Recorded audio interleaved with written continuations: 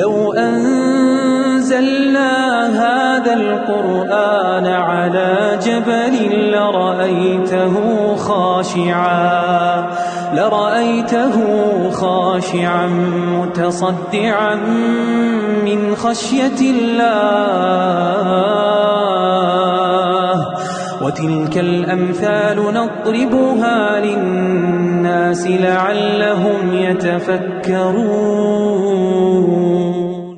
അസ്സലാമു അലൈക്കും വറഹ്മത്തുള്ളാഹി. ബിസ്മില്ലാഹിർ റഹ്മാനിർ റഹീം.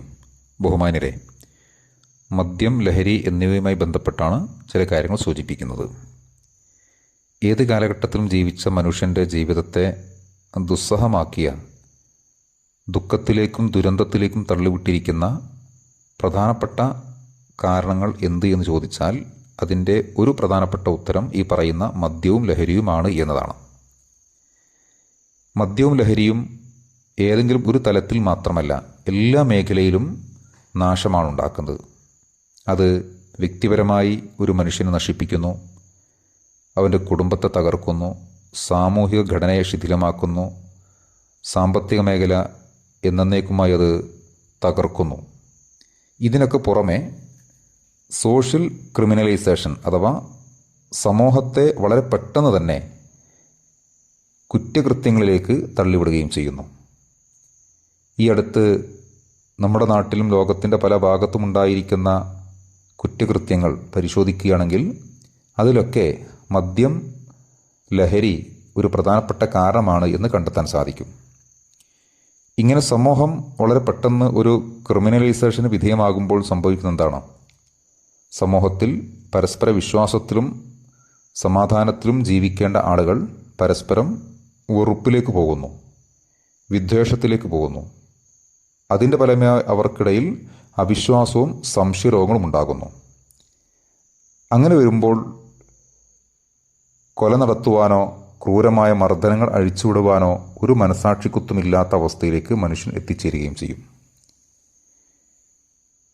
മദ്യം, ലഹരി എന്നിവയുടെ ഉപയോഗം നേരത്തെ പറഞ്ഞിരിക്കുന്ന കുറ്റകൃത്യങ്ങൾ മാത്രമല്ല, സമൂഹത്തിൽ ദാരിദ്ര്യവും പട്ടിണിയും നിലനിർത്തുവാൻ ഏറ്റവും അടിസ്ഥാനപരമായ കാരണമായി കാണുന്നത് ഈ പറയുന്ന മദ്യത്തിൻ്റെയും ലഹരിയുടെയും ഉപയോഗം തന്നെയാണ്. അള്ളാഹു സൃഷ്ടിച്ചിരിക്കുന്ന എല്ലാ ആളുകൾക്കും എല്ലാ ജീവജാലങ്ങൾക്കും അള്ളാഹു റിസ്ക് ഒരുക്കിയിട്ടും എന്തുകൊണ്ടാണ് മനുഷ്യർക്കിടയിൽ പട്ടിണി ഉണ്ടാകുന്നത്? അതിൻ്റെ ഒരു കാരണം നല്ല ഭക്ഷണത്തിനും നല്ല ആരോഗ്യത്തിനും നല്ല ജീവിത സാഹചര്യത്തിനുമൊക്കെ അള്ളാഹു നൽകിയിരിക്കുന്ന സമ്പത്ത് രോഗമുണ്ടാകുവാനും പട്ടിണി ഉണ്ടാകുവാനും ആവശ്യമായ മദ്യത്തിനും ലഹരിക്കും വേണ്ടി മനുഷ്യർ ചെലവഴിക്കുന്നു എന്നതാണ്.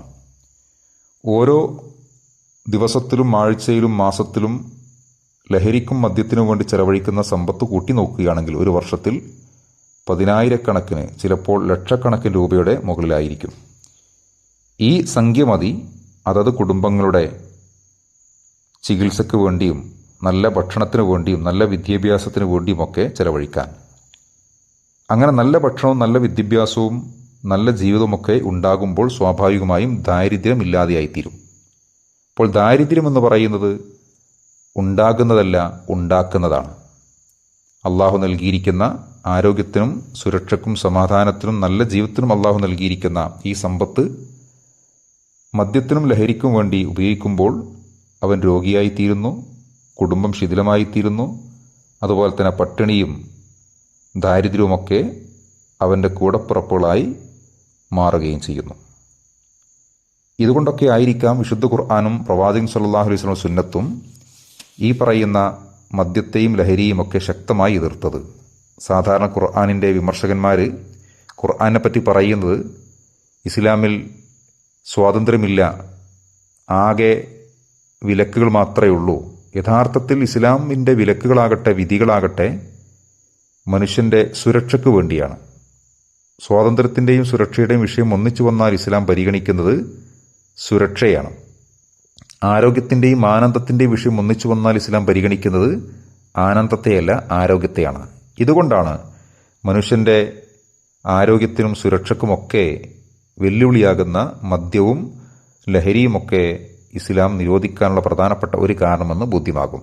എന്നാൽ ലിബറൽ പ്രസ്ഥാനങ്ങളിലാകട്ടെ, സ്വതന്ത്ര ചിന്താ പ്രസ്ഥാനങ്ങളിലാകട്ടെ, അതിൽ മനുഷ്യൻ്റെ ആരോഗ്യത്തിനോ മനുഷ്യൻ്റെ സുരക്ഷയ്ക്കോ നിർഭയമായ സമാധാനപരമായ ജീവിതത്തിനോ വലിയ പ്രാധാന്യമില്ലാത്തതുകൊണ്ട് തന്നെ അവർക്ക് എങ്ങനെയും ജീവിക്കാമെന്ന കാഴ്ചപ്പാടാണുള്ളത്. വിശുദ്ധ ഖുർആനിലെ സൂറത്തു മാഇദയിലെ 90-91 ആയത്തുകൾ നമുക്കറിയാവുന്ന ആയത്താണ്. മദ്യവും ലഹരിയും ചൂതാട്ടവും അന്ധവിശ്വാസങ്ങളുമൊക്കെ സമൂഹത്തിൽ എന്ത് പ്രവർത്തനമാണ് ഉണ്ടാക്കുന്നത് എന്നാണ് ആ ആയത്തുകൾ സൂചിപ്പിക്കുന്നത്. അതുപോലെ തന്നെ പ്രവാചകൻ സല്ലല്ലാഹു അലൈഹി വസല്ലമ മദ്യവുമായി ബന്ധപ്പെട്ട ലഹരിയുമായി ബന്ധപ്പെട്ട 9 മേഖലകളിലേക്ക് അള്ളാഹുവിൻ്റെ ശാപമുണ്ട് എന്ന് ഒരിക്കൽ പറയുകയുണ്ടായി. ലാനല്ലാഹുൽ ഖംറ വ ഷാരിബഹ വ സാഖിയഹ വ ബായഹ വ മുബ്താഹ വ ആസിറഹ വ മുഅ്തസിറഹ വ ഹാമിലഹ വൽ മഹ്മൂലത്ത ഇലൈഹി. ഇമാം അബൂദാവൂദ് മറ്റുമൊക്കെ ഉദ്ധരിച്ചിരിക്കുന്നൊരു ഹദീസാണത്.